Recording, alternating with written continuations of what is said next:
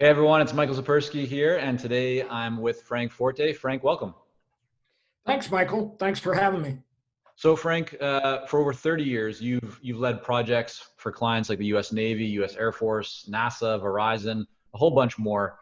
You're an expert in project management. You do speaking, coaching, consulting, and you're now the president of Forte Leadership Technology, where you mentor companies on project management to help them accelerate their success. And I want to start off at the beginning, or at least earlier on, because there's obviously even before this, but you actually served on nuclear powered submarines. What was that like? It was exhilarating and horrifying all at the same time. It was the first place that I discovered what a high performing team was supposed to be like and act like. I really wasn't in the sports when I was growing up, so this was my first opportunity to see a high performing team, 120 men, all having to figure out how to get things done, regardless of the circumstances, environment, and oh, by the way, your life often depended on it. Mm. When you think about that, or kind of go back to those days, what would you say is maybe one, something that you learned, whether it's a principle or a mindset that has actually served you best in terms of building your business? What stands out for you? The one thing that I learned and actually had to go through some growth opportunities in the military is integrity. And you never kind of sugarcoat it. You never skirt around the edges, because that could get people killed on a submarine. So transparency and integrity, I think, are the things that I got drilled into me. So if you didn't do what you were supposed to do, you better fess up quick. Bad news does not get better with age. Right. How has that played into your business? If you could offer a specific example or just how you've applied that to your benefit. Yeah, I've always built that rapport and that relationship. And as an independent consultant, and I've got a firm of one. Well, technically, my wife does the bookkeeping and all that, but I'm the guy. And I've always said that the only thing I have is my integrity. I don't Mm. have big branding. I don't have a big name. All I have is my last engagement to get me, or my last 6, 7 engagements to get me my next engagement. Mhm. Interesting thing about that is I've never gotten a consulting gig um, with a resume. It's always been through relationships, and Mm. I've been doing this for a long time, and it still blows my mind is that people will reach out to me and say, Frank, I need your help. They haven't talked to me for 5, 7, 8 years, but they kind of know what I do and how I do it, and with integrity, and they know when they need a Frank. And I think that's another thing about consulting is you got to be good at identifying what is your niche. The folks that try to be all things to all people really have a hard time distinguishing themselves, and in my experience, getting gigs. Right. I was going to ask you about that because you've actually worked in many different industries.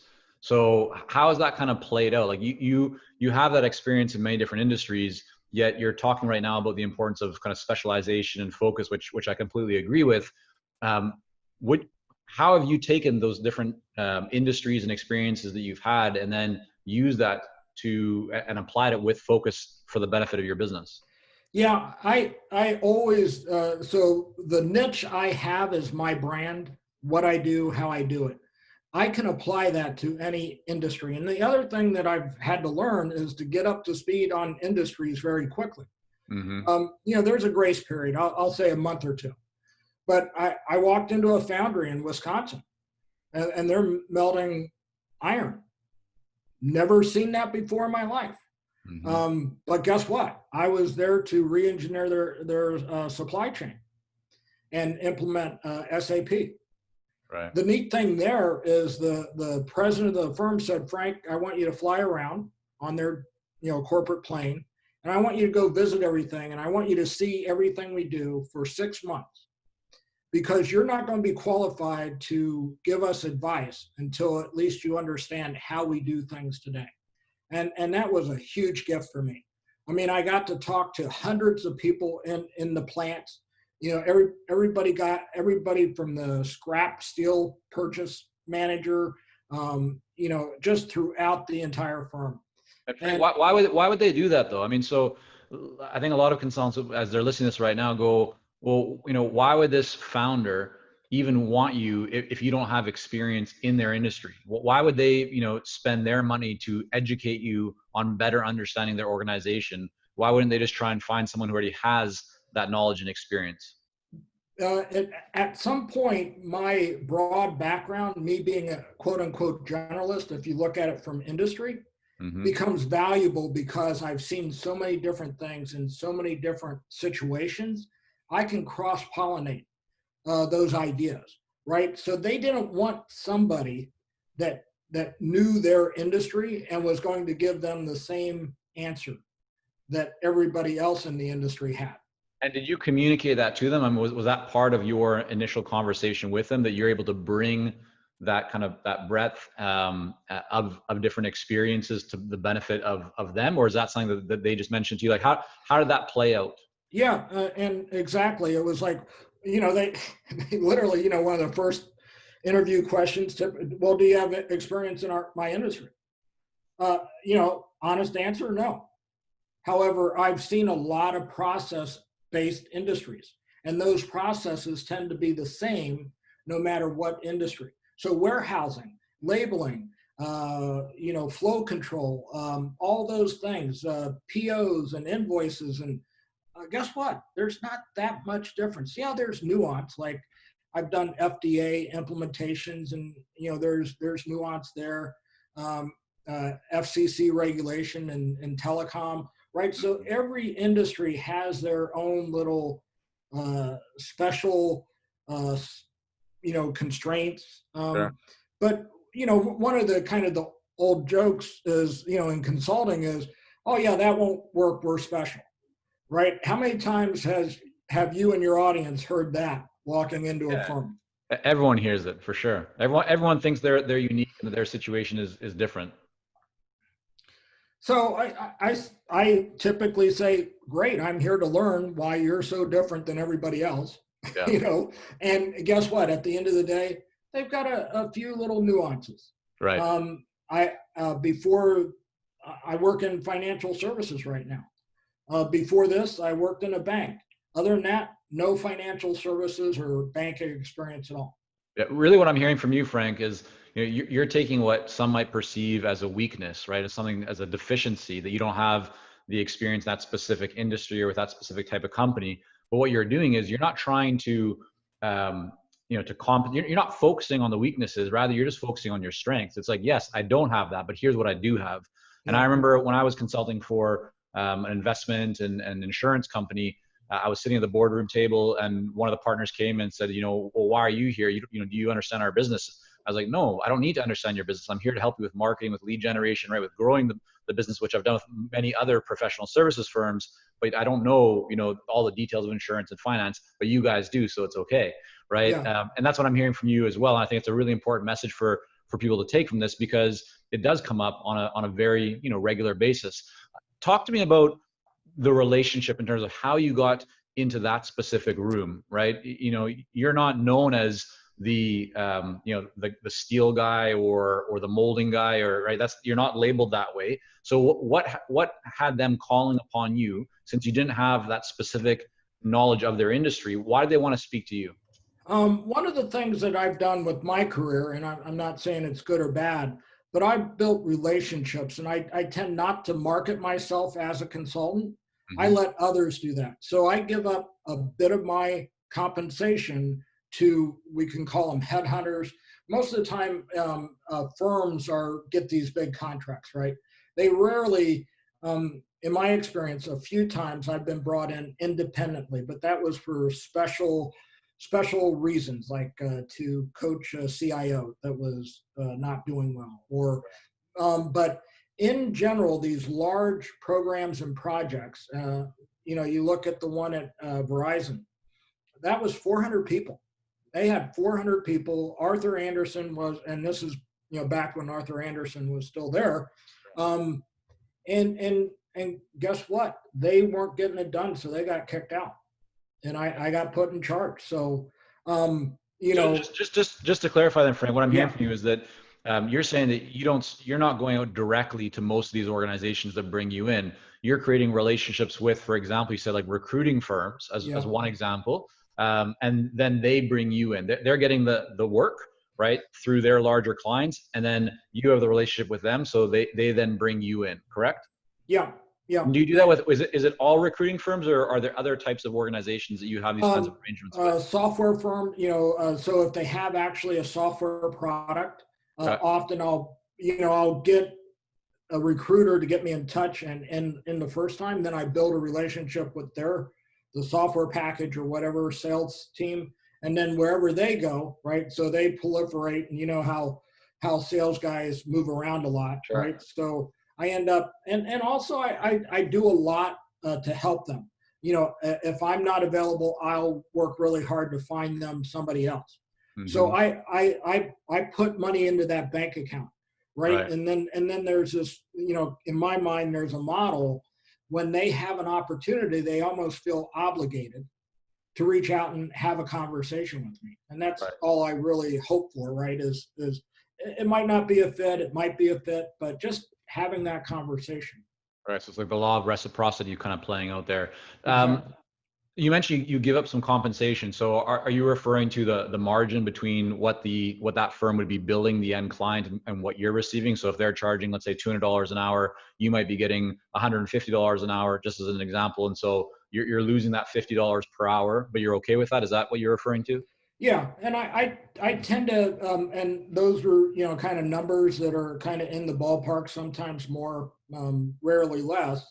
But yeah, and I just, literally just built my website Right. about a month ago, because I'm kind of moving into executive coaching, and there's really not a good one. The financial model when you go through firms is not very good. There are some nationwide or international executive coaching firms, but the revenue potential to do direct marketing as an executive coach makes a lot more sense. So I was never opposed to it. Mm. I just kind of felt like I always want to be doing the work Mm-hmm. and not doing the marketing. Right. Is more kind of where I live. And did you ever feel, or do you feel at any time, unsatisfied or concerned about the margin that you're losing, or that the client that you're working with is quote unquote, it's not your client, it's the agency or the recruiting firm or the partner's client because they have the contract, they have the relationship. These are things that I hear fairly often from others in that kind of a situation. I'm wondering, how does that sit with you, and what's your mindset around that? Yeah, all those are just the contracting vehicles. But I'm there in front of the client day in and day out. I Mm-hmm. get to build the relationship. Yeah. And an account exec or whoever pops in and out and takes them to dinner and whatever. But I'm there on the ground learning more about them every day than that account exec will ever know.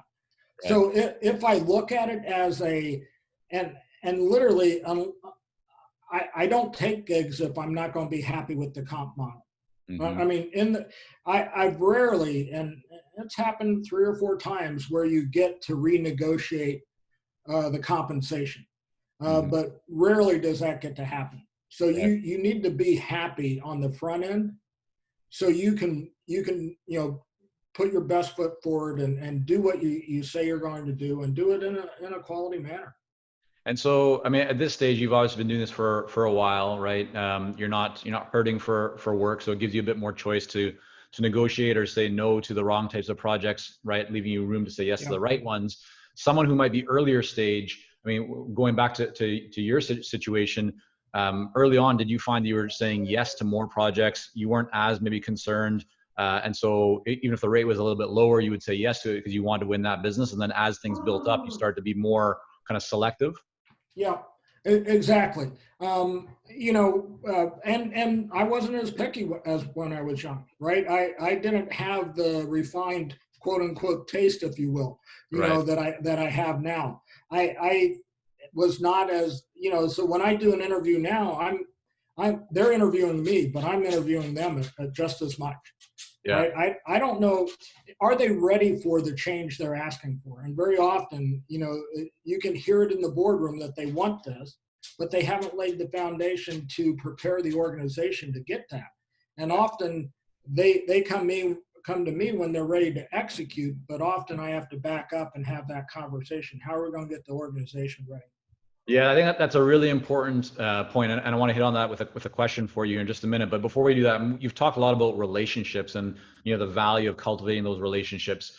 A lot of people talk about that as well, right? It's yeah, of course, important to have a relationship. What are you doing specifically? Can you offer some examples of how you're practicing building relationships or cultivating relationships, strengthening relationships consistently with those in the network that you have? What are you doing that you feel is just really making a bigger impact than just the typical having conversations or sending an email every once in a while? Yeah, one of the things I'm a connector, I'm a networker, so I'm always thinking about who can I connect with who, and Mm, how might I add value to that individual, right? And again, there are folks that will reach out to me that I haven't talked to in 10 years, and I'm ready. I don't feel like, well, you haven't talked to me in 10 years and now you want something. No, right. I just kind of feel like that's what the right time is. I think when I get, you can only build rapport with one other person at a time. And in this virtual world we live in, it's a lot harder to do that. Hmm. Back in, the good old days, typically I could do remote work after about 8 uh, contacts with the clients. And then we had enough. But then I've spent, years, 10, 12 years, every week on an airplane. Right. I remember one recent client, I was bouncing between Portland, Oregon, Germany, and, every other week. And the Hmm. primary client was in Japan. Right. So, a lot of fun. Yeah. The agency model where there's a margin between what you're, what's being charged and what you're actually earning. You've now been working within that structure for quite some time. Do you have any advice for those who might be feeling a bit of pressure? They're feeling like, well, I really want to be earning X, but the agency or the recruiting firm or partner, whoever it is, says that they can only pay this.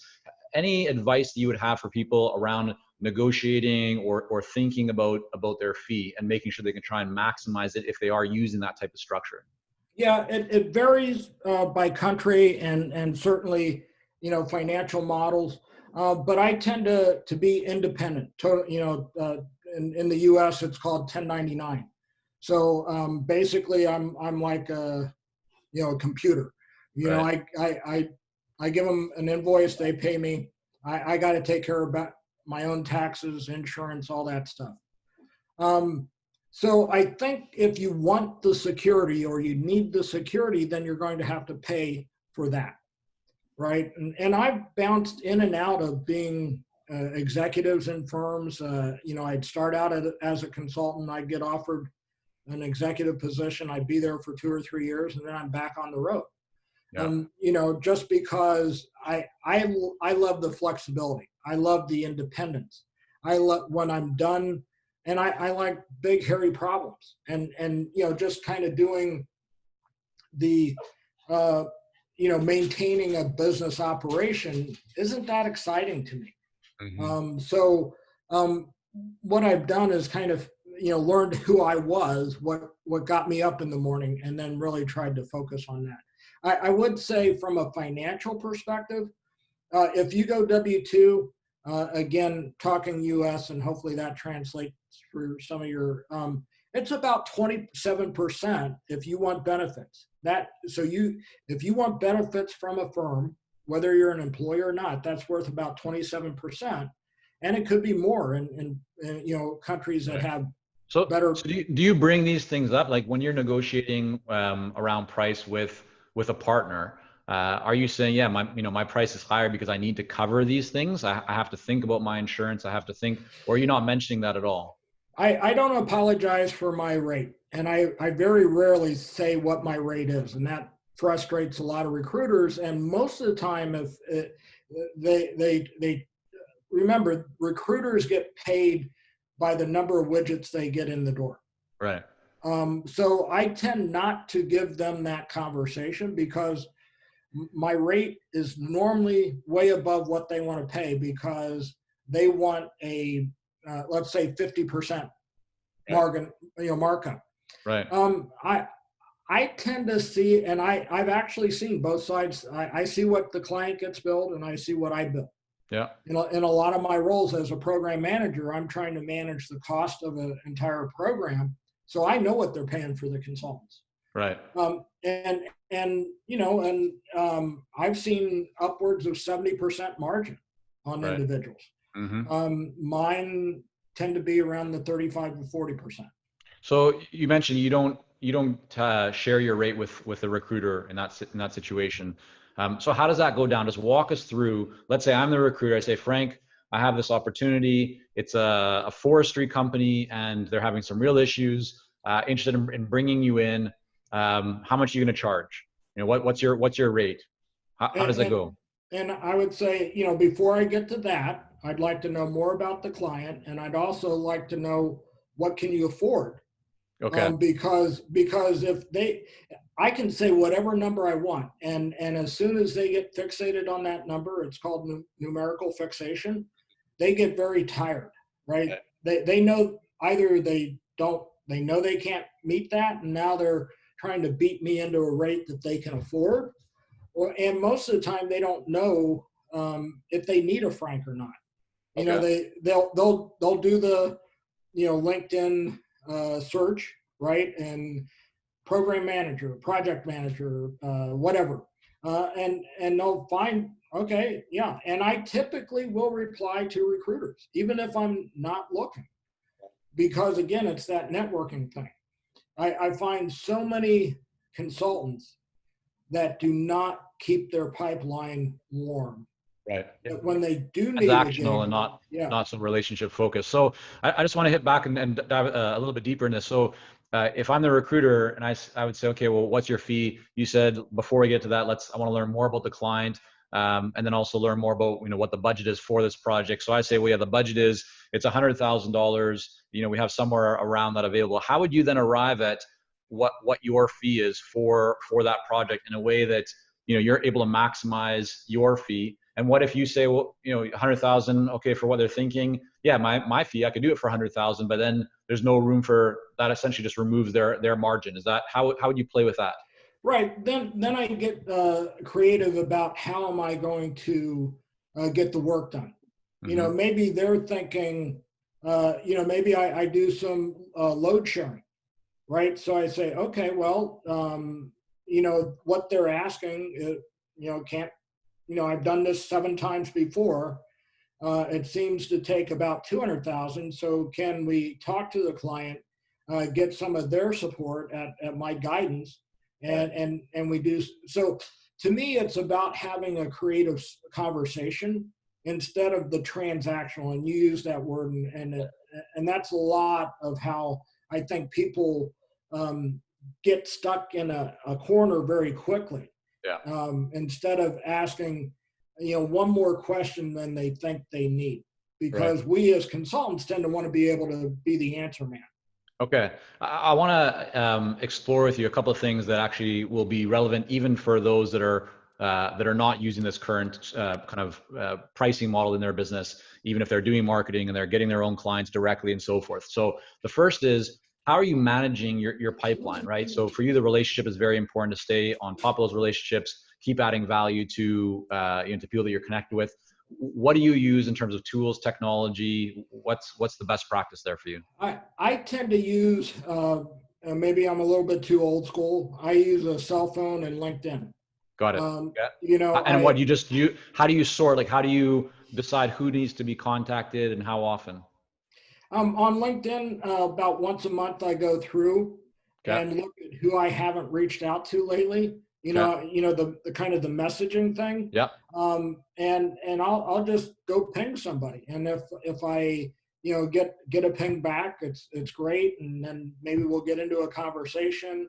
But it's kind of that soft touch. Right. And then there's others that I make a habit of every couple of weeks. I reach out, have a conversation, because I know they're kind of in my sweet spot from Right. what they're doing, who they're doing it with, and so I'll just pick up the phone. And it's easy once you have that relationship, right, to pick up the phone. A lot of folks think that you have to have a business reason to call somebody. Mm-hmm. You don't. Right. You just Yeah, I think don't worry about being old school there, Frank, because the reality is you're taking action, right? Just doing that and doing it consistently is what matters most. It doesn't matter whether you're using some technology or automation to help you. A lot of people have access to those things and say that they're using them, but they're not using them consistently. So I think just the fact that you're actually using it is what matters most. You help a lot of organizations to complete projects, to make progress, and I think many consultants find themselves deep into a project, right? They want to achieve a great result for a client. They're very committed to that, but the project just is not going well. It's stuck, and it's not because the consultant does not want to to achieve success. It's not because the consultant is not trying, but it appears to the consultant initially that what they're feeling is like the client is dragging their heels. They're a little bit slower to respond. The client appears preoccupied. Maybe they're not getting access to everything that they need. Maybe they're not getting the replies in a timely manner. Things just aren't progressing the way that the consultant would like. Have you ever been in that situation before? I have, and I'll as soon as you started a situation, I was working with the U.S. Army, and I was hired as a technical expert on big data. And so I'm sitting there toiling away, doing my work, and I'm like, "Oh, nothing's really moving around here." And I look around and nobody's really working. And so I go back to the two people that interviewed me and hired me, and I said, "Who's in charge? It doesn't seem like we have any leadership here. Where are we trying to go? And oh, by the way, when are we going to get there? And they looked at me and said, "Frank, you're the wrong guy. If you didn't realize that we hired you to sort this mess out." But they weren't going to tell me that they literally wanted me to experience the situation that you just described. Yeah. From like the just an independent consultant associate just trying to get work done. And they said, "Now that you know how hard it is to get anything done here, go fix it." Right.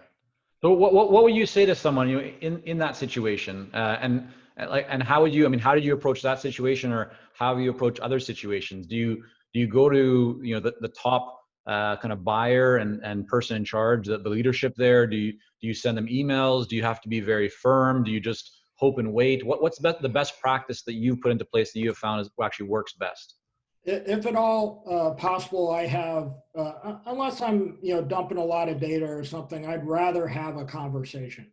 Mm-hmm. And then if I am using data, then let's use charts and graphs and visuals that they can get that visual learner activated as well.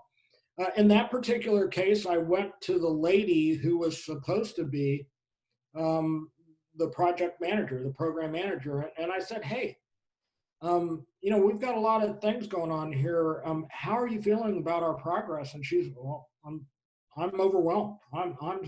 I can't figure this out. I don't know that domain area.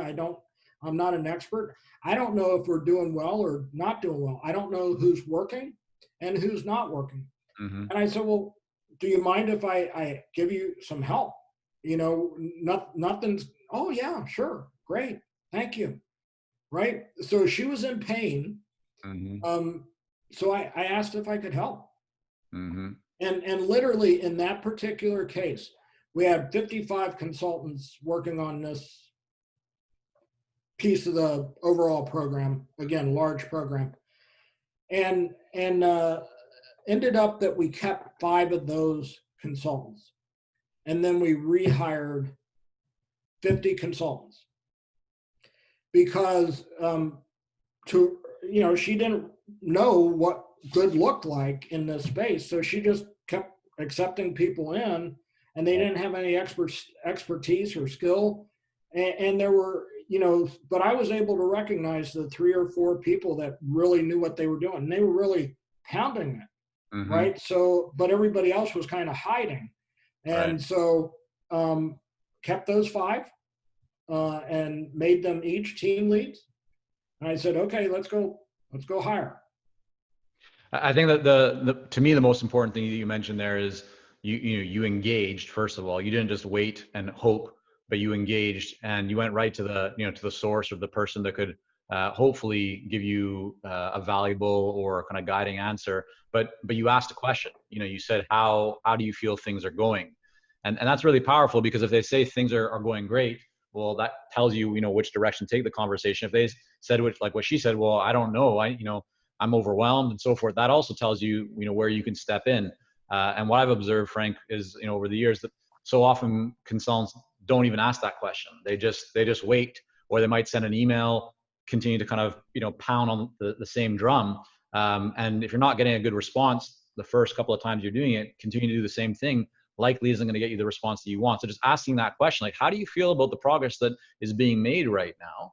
And getting some of that feedback can really be beneficial. So I think that's a good example there that we went into. So thanks for sharing that. So Frank, before we wrap up here, I want to make sure that people can learn more about you and your work. You have a new book that's come out here. So maybe just talk for a moment about what that book is all about and where people can learn more about it and about the work that you're doing. Yeah, absolutely. So the name of the book is Agile Mindset Demystified.